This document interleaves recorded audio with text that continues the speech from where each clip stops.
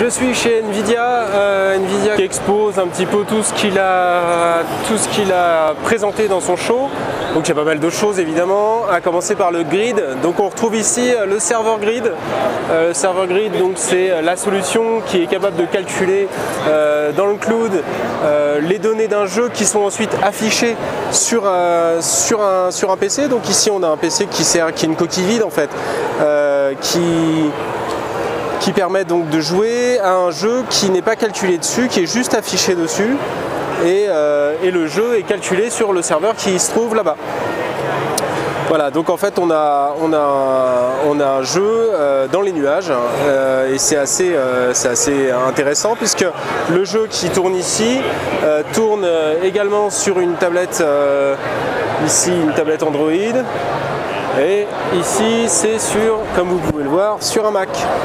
Voilà, donc on a des jeux qui tournent sur différentes plateformes qui sont juste des récepteurs entre guillemets à ces jeux. Ici on a le même titre qui tourne, donc toutes les parties qui sont calculées et qui sont affichées en même temps. C'est tout ce que l'ordinateur, le serveur grid calcule. Donc c'est assez impressionnant. Et ici, on a encore une fois un jeu qui tourne sur un smartphone et qui est calculé sur le serveur qui est là-bas. Donc ça, c'est l'espace grid. On a un espace jeu habituel et on va arriver du côté du Project Shield. Project Shield, donc voilà la petite manette console de Nvidia. Elle est sous vitrine, donc on ne peut pas faire joujou avec pour le moment. C'est encore un prototype. Elle est très bien finie. Je ne sais pas si vous le voyez ici à l'image, mais c'est vraiment un produit très abouti pour le moment. Donc on retrouve donc cet écran, un Tegra 4 à l'intérieur, une petite paire d'enceintes, et vous pouvez voir ici des manettes, des vraies manettes, avec des vrais boutons, des vrais joysticks, des gâchettes, une connectique standard. Donc c'est vraiment un engin qui est très déjà abouti, hein. C'est à mon avis un produit qui pourrait être commercialisé comme ceci, et voilà, c'est quelque chose qui fait envie à beaucoup de monde pour le moment, mais on ne peut pas faire joujou avec.